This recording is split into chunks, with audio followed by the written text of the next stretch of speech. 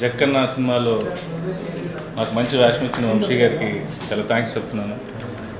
ఈ సినిమాలో ఏంటంటే సునీల్ గారు డిఫరెంట్ యాంగిల్లో ఉంటారండి. Cinema fun and emotion, fights కానివ్వండి, సాంగ్స్ కానివ్వండి, కథపరంగా డిఫరెంట్ సిచ్యువేషన్స్లో తను హీరో హ్యాండిల్ చేసే విధానం చాలా బాగుంటుందండి. ఇది సునీల్ గారి సినిమా అండి.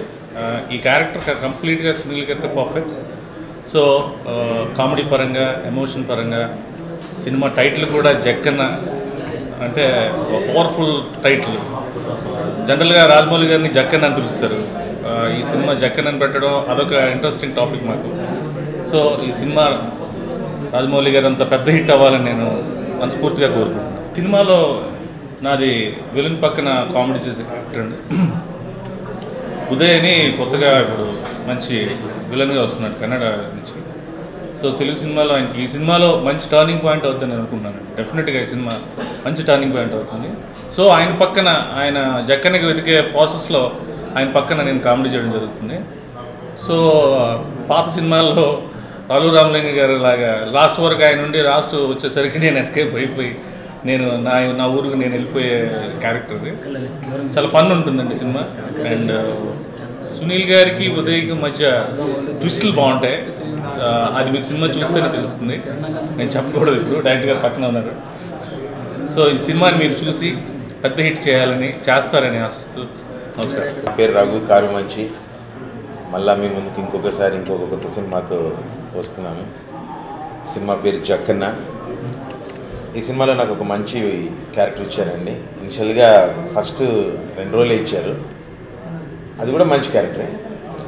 దాన్ని ఇంకా ఎన్హాన్స్ చేశారు. 2 days చేసిన తర్వాత డైరెక్టర్ గారు, హీరో గారు, ప్రొడ్యూసర్ గారు కూర్చొని ఈ క్యారెక్టర్ని ఇంకొంచెం ఎలివేట్ చేసుకుంటే బాగుంటుంది కదా అని చెప్పి నాకు ఇంకొక 15 రోజులు ఎక్కువ వర్క్ చేసి క్యారెక్టర్ లెంత్ పెంచి చాలా బాగా వచ్చిందండి. నేను ఎప్పుడు చేసేదానికి రొటీన్గా ఎప్పుడు విలన్ పక్కన ఉండి కామెడీ చేయడం, సెటారికల్ విలన్ కామెడీ ఇట్లాంటి యాజ్ యూజువల్గా నేను సీన్ కానీ ఇద్దరం ఎక్కువ స్లాట్లో ఎక్కువ వర్క్ చేస్తుంటాం కలిసి. ఇందులో కొంచెం డిఫరెంట్గా విలన్ పక్కనే ఉంటాను కానీ ఉండనట్టుగానే బిహేవ్ చేసుకుంటూ కొత్త తరాలో వెళ్ళిన క్యారెక్టర్ అండి. ఈ సినిమా తర్వాత డెఫినెట్గా ఇప్పటివరకు నేను చేసిన సినిమాల్లో నా క్యారెక్టరైజేషన్లు ఎలా అయితే ఉన్నాయో దానికన్నా డెఫినెట్గా ఈ సినిమా తర్వాత ఇంకొక మెట్ అనేది ఎక్కడం అయితే జరుగుతుందండి.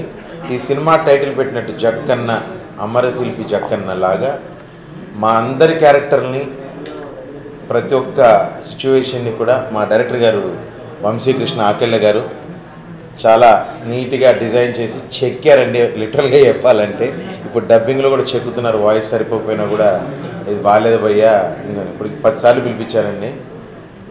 ఏం చేయాలి, వర్షాకాలం స్టార్ట్ అయింది, మేము డైటింగ్లు అని మొదలుపెట్టున్నాము, కొంచెం సర్దుకోవట్లేదు. ఎనీవేస్ సినిమా పరంగా అండి. And first of all I would like to thank director గారు నాకు ఈ ఆపర్చునిటీ ఇచ్చినందుకు. Sir thank you so much. అలాగే ప్రొడ్యూసర్ గారికి, అలాగే మా అందరికీ ఒక అన్నలాగా ఎస్పెషల్లీ కామెడీ సెగ్మెంట్లో బ్రహ్మానందం గారు ఆయన గురుగారిగా, గురుగారు స్టేజ్లోకి వెళ్ళిపోయారు కాబట్టి సునీల్ అన్న మా జనరేషన్కి ఆల్మోస్ట్ కలిసే కాబట్టి చాలా బాగా ఎంకరేజ్ చేస్తారు, చాలా బాగా సపోర్ట్ చేస్తారు ప్రతి వర్క్లో, ప్రతి దాంట్లో కూడా. Thank you so much Sunil భయ్య. జక్కన్న ఈ నెల 29న ప్రపంచవ్యాప్తంగా విడుదలవుతుంది, మీ అందరికీ తెలిసిన విషయమే. సో ఈ సందర్భంగా మన సినిమాలో చాలామంది ఆర్టిస్టులు ఉన్నారండి. ఆల్మోస్ట్ సినిమా ఇండస్ట్రీలో ఇప్పుడు చాలా బిజీగా ఉన్న మనందరినీ ఎంటర్టైన్ చేసే ఆర్టిస్టులు అందరూ ఉన్నారు.